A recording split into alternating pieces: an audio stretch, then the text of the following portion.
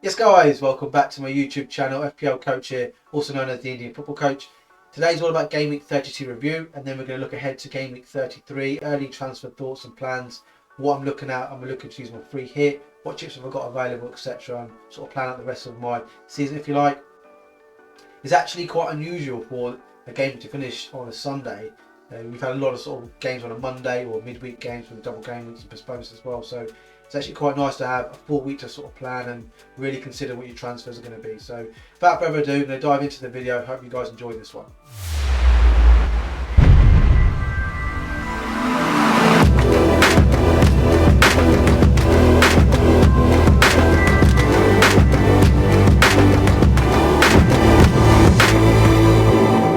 Okay, so this is what the team looks like. Decided to play a 1-3-4-3 formation. I decided against using a transfer, so it leaves me open to have 2 free transfers going into Game Week 33, or I'm still open to using a free hit. I'm kind of still leaning towards that, but it's quite close. We'll obviously discuss that a little bit later on FPL Planner. So the team started with De Gea in goal, 2 points. Obviously, Manchester United lost away to Everton. Good win for Everton. Man United were poor. They've just been poor for a number of months now. Reece James was on the bench. Chelsea won 6-0 away to Southampton. He came on and picked up 1 point.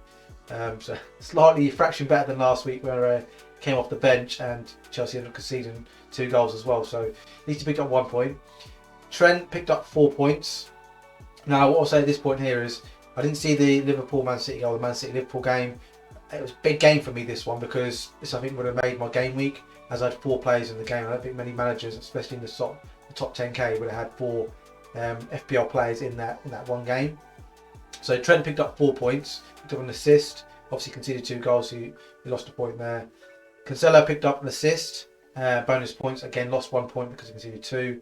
Kulusevski picked up 12 points, a goal, assist, some bonus points. Saka picked up 1 point. Arsenal lost at home to Brighton 2-1 and picked up a yellow card.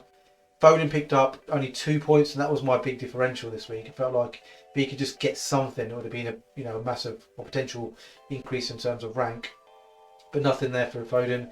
Salah picked up 5 points. Everyone had Salah, or a lot of managers had Salah. Picked up an assist for Mane's goal. Chris Wood, now after the Friday night games, absolutely buzzing. Brought him in 2 weeks ago, so this is the second week of having him. And obviously he scored the goal, picked up bonus points as well. So 9 points was on maybe something like 1800 green arrow, which my rank at 7.5 or 7.7, sorry. I was really happy with that. Weghorst, again disappointing. It's frustrating this geezer is, honestly. Like, to go off before 60 minutes as well, that's just annoying. He's picking up lots of 1s and 2s, and it's just not picking up anything at the moment. It's really frustrating. So I think I'm going to stick with him, but we'll talk about him a little bit later on. Kane 20 points, obviously picked up triple assists, no goals. In fact, he was. I didn't see the game. I've seen the goals and stuff, but he picked up a yellow card late on, and he was actually in bonus points before that. So he would have had an extra point minus the yellow card, which obviously been doubled, and then he was on 2 bonus points, which have been 4. So it's basically a 6-point loss, which is frustrating. That 6 points there would have got me a green arrow. Here's what it is. And then on the bench, Foster 1, Doherty 1. Watch the space with Doherty. We think he's going to be out for the remainder of the season. He's done something with his knee, going to be out for about 12 weeks, according to FPL Tips if you follow him on Instagram and Twitter. Ben White 1 point, obviously lost to Brighton at home, and Ramsey picked up 2 points. So nothing on the bench, which is a rarity for me these days. I know I've had a strong squad all season. That was a strategy of mine to make sure I covered everything in terms of a lot of the COVID situation, especially during the winter months, so the 3-4 month period if you like. So yeah, rarity to have very few points on the bench. And I think I made the right call by having Doherty on the bench as well. I know obviously he finished 4-0 to Spurs, but still I was happy with that. I took the chance and I played Trent instead. So yeah, obviously gained 3 points there. So that leaves me on 62 points for the game week. I think 66 or 65 was the average for the game week around my position. Overall points is 2180. So it's another red arrow. I think that's 4 in a row, 5 in the last 6 game weeks, from 7,704 down to 8,995. So I'm just inside the top 10k. Still got 3 chips remaining, which I'm positive and happy about. Just got to make sure I utilise them to the maximum to make sure, obviously, I can really sort of push on at the end of the season. Squad value has actually increased over the last sort of game week or so. It's gone up, I think, maybe 0.2, 0.3, so up to 105 on the dot. And I've used 39 transfers for this season. So I've got 2 free transfers going into game week 33, or I'm going to use a free hit. We'll go on to FPL Planner next, and I'll show you exactly what I'm thinking. Okay guys, so I've moved over to the FPL.Team website. Really good website for just planning your transfers as FPL managers.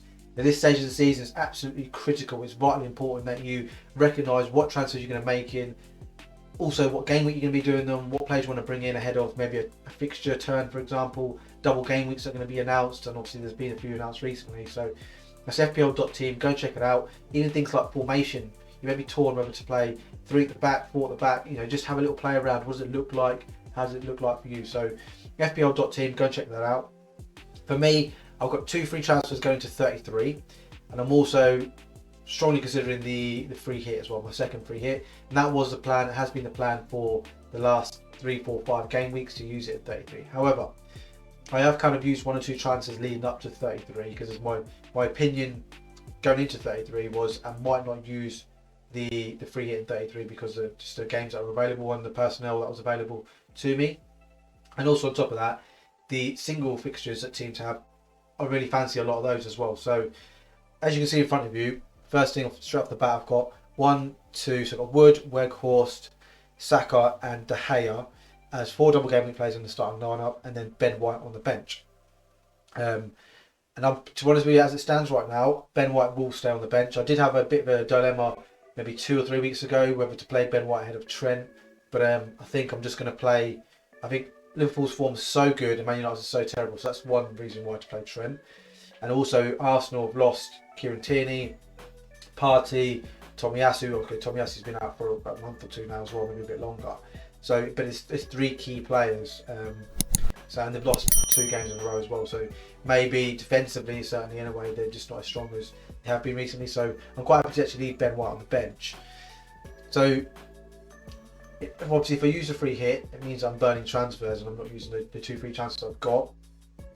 But what I'm thinking, actually, what I'm doing now, and I say I'm about 50-50 with this guy. So last week when I was tinkering around, I thought about just doing Kulusevski out, which is reluctantly, and bringing in Ryan Fraser because he's got a double game week, 2 games at home, but he picked up a bit of a hamstring injury, what it looked like anyway, in the Friday night. So in the Friday night game for Newcastle versus, I think it was Wolves.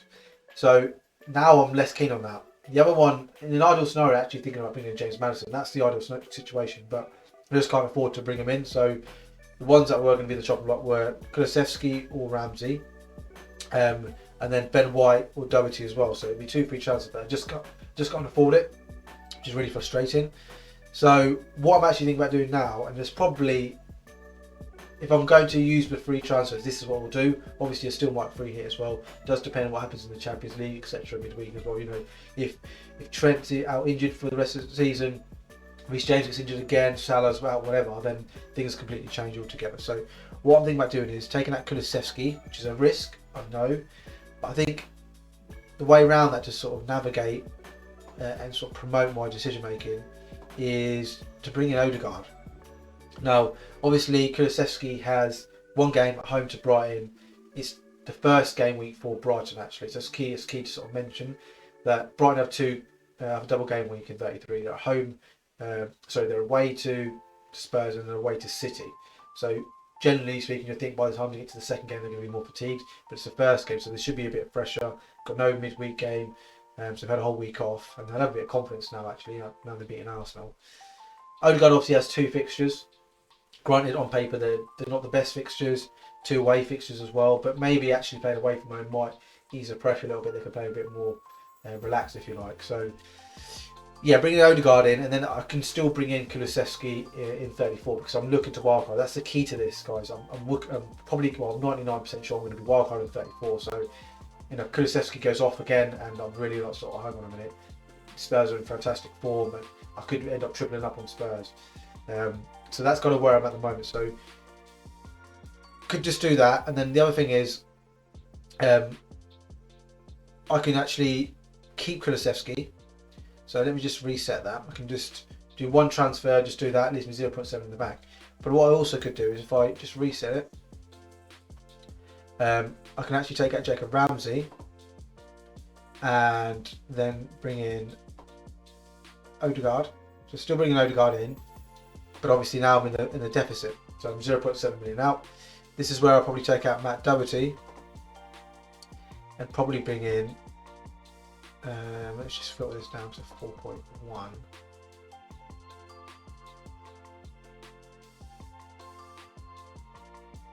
There we go. Okay, so what I'm actually thinking about doing is, it's a bit of a random one.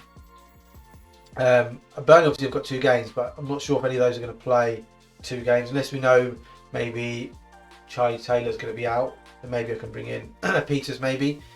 But I'm actually thinking about bringing in one of Amati or Brathwaite. I'm actually thinking about Brathwaite potentially. So bringing in Brathwaite, they're obviously at home to Leicester, so you know that gives me an option. Odegaard obviously would come in the starting lineup for Kulusevski. Reluctantly, Kulusevski was my first sub. I'll leave Ben White as my second and Brathwaite third. So by doing it this way around, it gives me a full bench. Before, obviously, I had Jacob Ramsey, who obviously Aston Villa blank, so it gives me only 2 players on the bench. And actually, one of them players would have been Matt Doherty, who's obviously out, so it actually gives me 1 player on the bench. So I think this is the way I'll probably end up going, taking out Ramsey. That way, it's still Kulusevski, so if someone does miss out randomly, you know, if Foden's out or, you know, Kane randomly misses out, for example, then I've got Kulusevski to come in as well. So it gives me a bit of cover in that sense, a bit of flexibility. And then I'll probably end up captaining, I'll probably just give it to Saka, you know. I want to give it to a double game week player. What we'll say is I could quite easily see a single game week player outscoring the double game week players. You know, Kane could easily be the top goal scorer, or top scorer, sorry. Likewise, Foden, Salah, even any of the back 3. So that would give me 1, 2, so Wood, Weghorst, Odegaard, Arsenal, and De Gea, Saka, sorry, and De Gea as double game week players. The one I'm least confident about is actually De Gea. I know they've got Norwich at home, but still, it's Man United in die form at the moment. So that's what I'm thinking about doing for game week 33.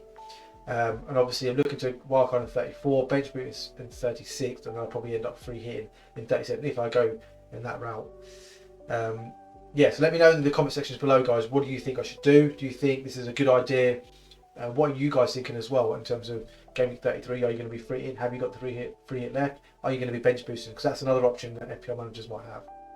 So that's a wrap, guys. That was another video, another FPL video in the bag for you guys. That was game week 22 review, and also looking ahead to early thoughts ahead of game week 33 and what transfers I could be using ahead of 33, and also what chips I'm going to be using as and when for the remainder of the season. Remember, I've got 3 chips available, so I will be attacking the season. Hopefully I can push up the ranks as well.